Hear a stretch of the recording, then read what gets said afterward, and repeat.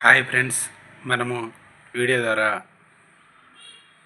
Micro small medium enterprise సూక్ష్మ చిన్న మధ్య తరహా సంస్థల గురించి వీడియో ద్వారా తెలుసుకుందాం. అంతేకాక రాష్ట్ర ప్రభుత్వం తీసుకున్న చర్యలు, కేంద్ర ప్రభుత్వం బడ్జెట్లో ఈ రంగానికి తీసుకున్న చర్యల గురించి వీడియో ద్వారా కొన్ని అంశాలు తెలుసుకుందాం. ఏటా జూన్ 27న అంతర్జాతీయ ఎంఎస్ఎంఈ దినోత్సవంగా పాటించడం జరుగుతుంది. ప్రస్తుతం ప్రపంచంలో 4వ పారిశ్రామిక విప్లవం నడుస్తోంది. డిజిటల్ సాంకేతికతలు, ఆటోమేషన్, బిగ్ డేటాల ఆధారంగా ఈ విప్లవం దూసుకెళ్తోంది. భారతదేశంలో 2010 నుంచి 4వ పారిశ్రామిక విప్లవ సాంకేతికలను చేపడుతున్నారు. 4వ పారిశ్రామిక విప్లవం ఇంకా నడుస్తుండగానే రోబోలు, స్మార్ట్ యంత్రాలతో 5వ పారిశ్రామిక విప్లవం అడుగుపెట్టడానికి సిద్ధమవుతోంది. మానవులు రోబోల సాయంతో మరింత వేగంగా, సులువుగా పనిపాటలు చేసుకోవడం 5వ విప్లవం విశిష్టత కానుంది. ప్రపంచంలో 90% వ్యాపారం సూక్ష్మ, చిన్న, మధ్యతరహా పరిశ్రమల ద్వారానే జరుగుతుంది.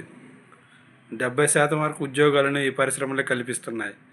ప్రపంచ జీడిపిలో సగం ఈ రంగమే సమకూరుస్తుంది. స్వాతంత్ర్యానంతరం భారత ప్రభుత్వం భారీ పోలిక పరిశ్రమలకు ప్రాధాన్యత ఇచ్చింది. Bigger is the best. 1977 Janata సర్కార్ గ్రామీణ పరిశ్రమలకు అధిక ప్రాధాన్యతను కల్పిస్తూ పారిశ్రామిక తీర్మానాన్ని ప్రకటించింది. Small is beautiful. 2006 వరకు ఈ రంగాన్ని ఎస్ఎస్ఐ, స్మాల్ స్కేల్ ఇండస్ట్రీస్ అని వ్యవహరించేవారు. 2006 నుండి ఎస్ఎస్ఐకి బదులు ఎంఎస్ఎంఈ పదం ఉపయోగిస్తున్నారు. ఆర్థిక సంస్కరణలు అనంతరం తీవ్రంగా నష్టపోయిన రంగం ఎంఎస్ఎంఈ. ఆర్థిక సంస్కరణల అనంతరం తీవ్రంగా నష్టపోయిన రంగం ఎంఎస్ఎంఈ. దేశ, రాష్ట్ర పారిశ్రామిక పురోగతిలో ఎంఎస్ఎంఈ కీలకమైంది.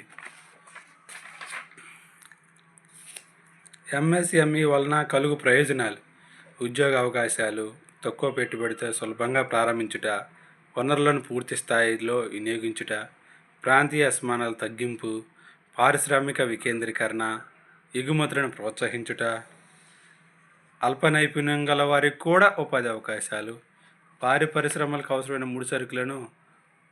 ముడిసరుకు ఇతర ఉత్పత్తులను అందిస్తాయి. స్థానిక అవసరాలకు అనుగుణంగా ఉత్పత్తులను అందిస్తూ ద్రవ్యోల్బణ నియంత్రణకు సహకరిస్తాయి. మూలధన వనరులను పారిశ్రామిక పెట్టుబడులు మరల్చుట, పారిశ్రామిక యాజమాన్య నిర్వహణ సామర్థ్యం పెంచుటకు సహకరిస్తాయి. 2015 కేంద్ర ఆర్థిక సర్వే ప్రకారం దేశ వస్తువు సేవల ఉత్పత్తులలో ఎంఎస్ఎంఈ వాటా 37.5%. 2019-20 ప్రకారం అయితే 33%. దేశ వస్తు సేవల ఉత్పత్తులలో ఎంఎస్ఎంఈ వాటా 33%కి దిగిపోయింది. దేశ ఎగుమతుల వాటా 40%, పారిశ్రామిక ఉత్పత్తుల్లో వాటా 45%. మొత్తం ఎంఎస్ఎంఈలు 3 కోట్లు. 51% గ్రామాల్లోనే, 40% పట్టణాల్లో స్థాపించారు. ఉపాధి పొందుతున్న వారి సంఖ్య 8 కోట్లు. ఉపాధిలో 45%, గ్రామీణ ప్రాంతాల 50%, పట్టణ ప్రాంతాల వాటా కలదు. ఇదంతా 2015 ఆర్థిక సర్వే ప్రకారం డేటా.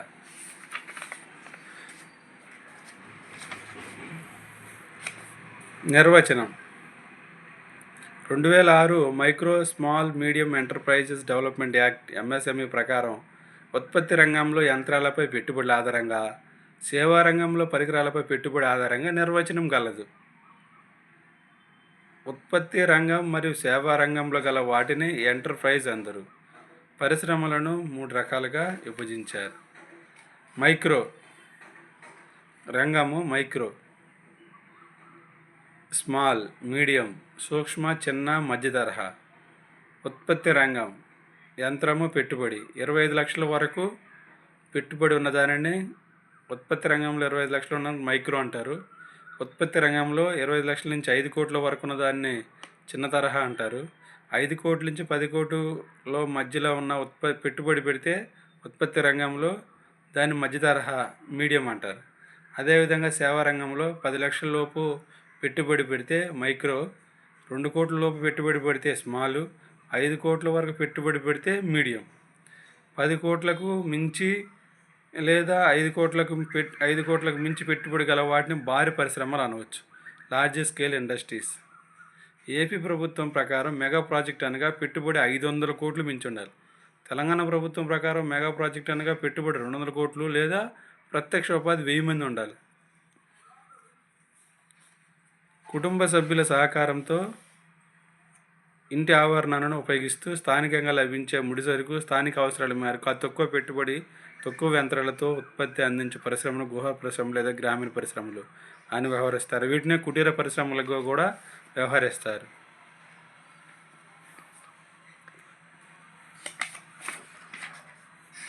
నూతన నిర్వచనం. ఎంఎస్ఎంఈకి 2006లో నిర్వచనం చూసాం. 2020లో నూతన నిర్వచనం ఇచ్చారు. ఆ నూతన నిర్వచనం ఇప్పుడు చూద్దాం. 2020 జూలై 1 నుండి ఎంఎస్ఎంఈ నూతన నిర్వచనం ప్రవేశపెట్టారు. పెట్టుబడి మరియు వార్షిక అమ్మకాల ఆధారంగా నిర్వచనం కాదు. ఇక్కడ కొత్తగా పెట్టుబడితో పాటు వార్షిక అమ్మకాల ఆధారంగా నిర్వచనం కలదు. వార్షిక అమ్మకాలు కూడా వచ్చింది. ఇది చాలా జాగ్రత్త గుర్తుపెట్టుకోవాలి. రకము సూక్ష్మ, చిన్న, మీడియం, మైక్రో స్మాల్, మధ్య తరహా, మైక్రో స్మాల్, మీడియం, సూక్ష్మ, చిన్న తరహా, మధ్య తరహా. ఉత్పత్తి మరియు సేవా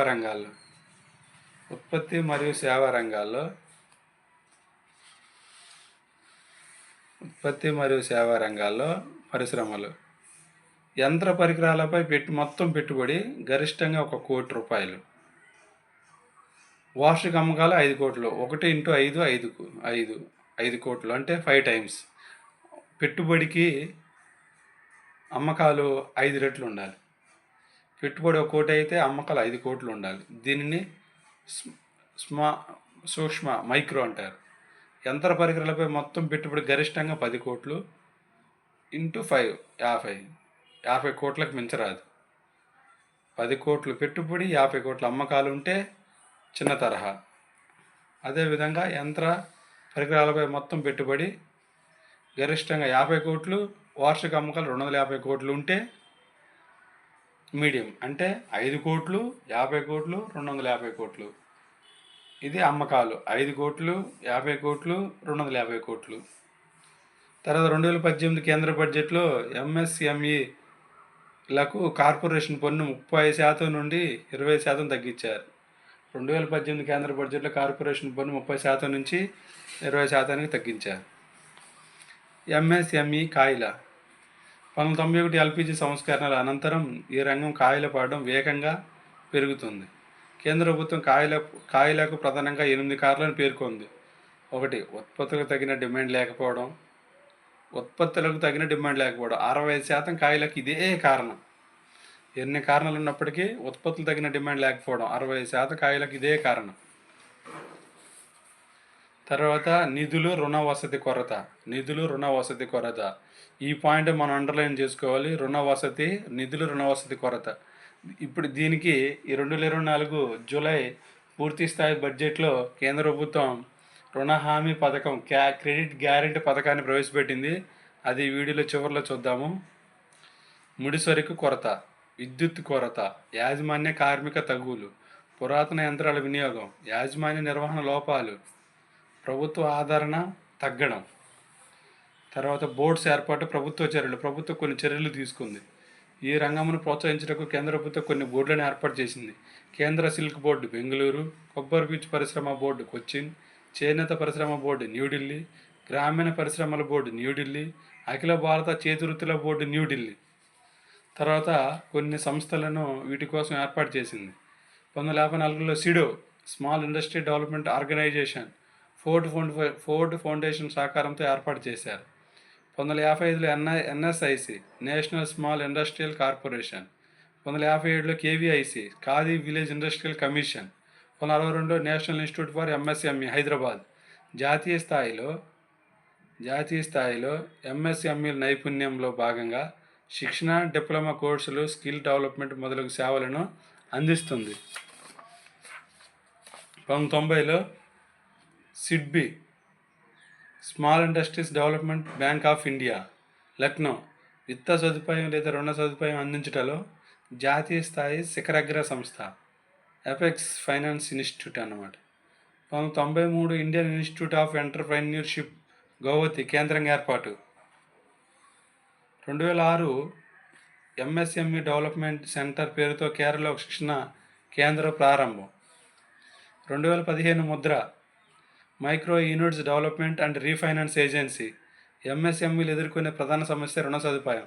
తగిన షూరిటీలు, ఆస్తులు లేకపోతే బ్యాంకులు రుణ పొందడం అసాధ్యం. ముద్ర ద్వారా 20,000 కోట్ల రూపాయలతో సూక్ష్మ పరిశ్రమకు ఎటువంటి సెక్యూరిటీలు, గ్యారెంటీలు అవసరం లేకుండా రుణ సదుపాయం కల్పించారు. ఎస్సీ, ఎస్టీ వారికి ప్రాధాన్యత. గరిష్ట రుణం 10 లక్షల వరకు, ముద్రలో 10 లక్షల వరకు ఉండేది. నోట్ 2020 జూలై నుండి గరిష్ట రుణం 20 లక్షలు. అంటే శిశు, కిషోర్, తరుణ్ విభాగంలో 10 లక్షలు ఇచ్చేవాళ్ళు ఇప్పటి వరకు. 2024 జూలై బడ్జెట్ నుండి తరుణ్ విభాగం 10 లక్షలు కాస్త 10 లక్షలు రుణం తీసుకొని సరిగా పే చేసిన వారు మరలా 20 లక్షల వరకు తీసుకోవడానికి అర్హులు అన్నమాట. వీటి కొరకు కొన్ని ముఖ్యమైన కమిటీలు వేయడం జరిగింది. 1956 కార్వే కమిటీ. దేశ పారిశ్రామిక ప్రగతి, అభివృద్ధికి ఎస్ఎస్ఐలు కీలక పాత్ర పోషిస్తాయని, వాటి అభివృద్ధికి ప్రత్యేక చర్యలు సిఫార్సు.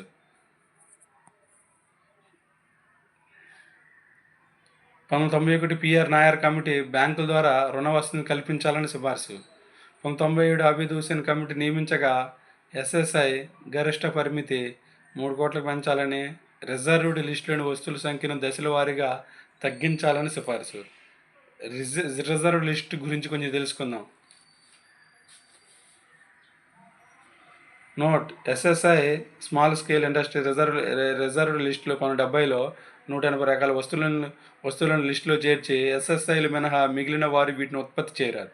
1990లో ఈ లిస్టులో వస్తువుల సంఖ్య 836కు పెంచారు. 1997లో అబీద్ హుసేన్ కమిటీ సిఫార్సుల మేరకు వీటి సంఖ్య తగ్గించి 2007 నాటికి 104, 2008 నాటికి 21, 2010 జూలై నాటికి 20 వస్తువులు, 2015 ఏప్రిల్లో పూర్తిగా రద్దు చేశారు. 1999 ఎస్పి గుప్తా కమిటీ కాయల నివారణకు అనేక సిఫార్సులు అందిస్తూ ఎస్ఎస్ఐ గరిష్ట పెట్టుబడి 5 కోట్లకు పెంచాలని సిఫార్సు. 2004 అర్జున్ సేన్ గుప్తా ఎస్ఎస్ఐ గరిష్ట పెట్టుబడి 5 కోట్లకు పెంచాలని సిఫార్సు. 2009 ఆగస్టు 26న టీకే నాయర్ అధ్యక్షతన ఒక టాస్క్ ఫోర్స్ను నియమించారు. 2016 ఎస్సీ ఎస్టీ పారిశ్రామికవేత్తలను ప్రోత్సహించుటకు 2016లో ఎస్సీ ఎస్టీ మహిళా పారిశ్రామికవేత్తలను ప్రోత్సహించుటకు స్టాండ్ ఆఫ్ ఇండియా పథకాన్ని ప్రవేశపెట్టి 10 లక్షల నుండి 1 కోటి వరకు రుణ వసతి, గ్రీన్ ఫీల్డ్ ప్రాజెక్టులను నెలకొల్పుటకు రుణ సదుపాయం లభిస్తుంది. 2013 ఆర్ఎస్ గుజ్రాల్ అధ్యక్షతన ఏర్పడిన కమిటీ ఎంఎస్ఎంఈల ఎగుమతులను పెంచడానికి చేపట్టవలసిన చర్యలను సిఫార్సు చేసింది. ఉద్యమ్ పోర్టల్ 2024 జూలై 12 నాటికి ఈ పోర్టల్లో నమోదైన ఎంఎస్ఎంఈల వివరాలు. దేశంలో ఎంఎస్ఎంఈలు 4,70,00,000. అవి కల్పిస్తున్న ఉద్యోగాలు 20 కోట్లు. జీడీపీలో వాటా 30%. ఉద్యమ్ పోర్టల్ కేంద్ర ప్రభుత్వం 2020 జూలైన స్టార్ట్ చేసింది. ఈ పోర్టల్లో ఎంఎస్సీలు అందరూ నమోదు చేసుకోవాలి. తమ వివరాలు అన్ని దాంట్లో నమోదు చేసినట్లయితే కేంద్ర ప్రభుత్వం ఎంఎస్ఎంఈలకు కల్పిస్తున్న రుణ వసతి, కల్పిస్తున్న సదుపాయాలు మొదలగు వాటిని వాళ్ళ ఫోన్ నెంబర్లు, మెసేజ్ల ద్వారా, ఈమెయిల్ ద్వారా గవర్నమెంట్ వారికి పంపించడం జరుగుతుంది. ఎవరైతే ఆ పోర్టల్ నమోదు చేసుకున్నారో వారికి అందరికీ గవర్నమెంట్ యొక్క సదుపాయాలు ఎలా కల్పిస్తున్నారు, ఏ విధంగా కల్పిస్తున్నారు అనే విషయాల్ని అన్ని మెసేజ్ ద్వారా వారు పంపించడం జరుగుతుంది. ఆ ఉద్యమ పోర్టల్లో 2024 జూలై 12 నాటికి నమోదు చేసుకున్నవి 4,70,00,000 ఉన్నాయి. అవి కల్పిస్తున్న ఉద్యోగాలు 20 కోట్లు. జీడీపీలో 30%. తెలంగాణలో 9,54,000, ఏపీలో 8,79,000 ఎంఎస్ఎంఈలు ఉద్యమ పోర్టల్లో ఉన్నాయి. ఈ పోర్టల్ని ఎంఎస్ఎంఈ అభివృద్ధి కోసం 2020 జూలైన కేంద్రం ప్రారంభించింది. ఎంఎస్ఎంఈలకు ప్రభుత్వ ఎలక్ట్రానిక్ విపణి, గవర్నమెంట్ మార్కెట్ ప్లేస్ ద్వారా తమ ఉత్పత్తులను విక్రయించుకునే వెసులుబాటు ఉంది. ఎంఎస్ఎంఈలకు ప్రభుత్వ ఎలక్ట్రానిక్ విపణి ద్వారా తమ ఉత్పత్తులను విక్రయించుకునే వెసులుబాటు ఉంది.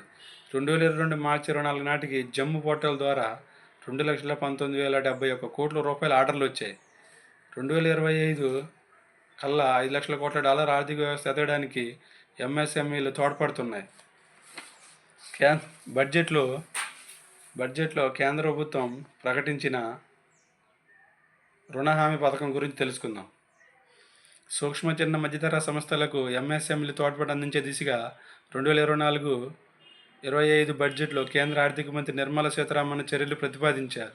యంత్ర పరికరాల కొనుగోలు కోసం ఎటువంటి కొలేటరల్ లేదా థర్డ్ పార్టీ గ్యారంటీ లేకుండా టర్మ్ లోన్స్ తీసుకునే వెసులుబాటు లభించేలా రుణ హామీ క్రెడిట్ గ్యారంటీ పథకాన్ని ప్రకటించారు.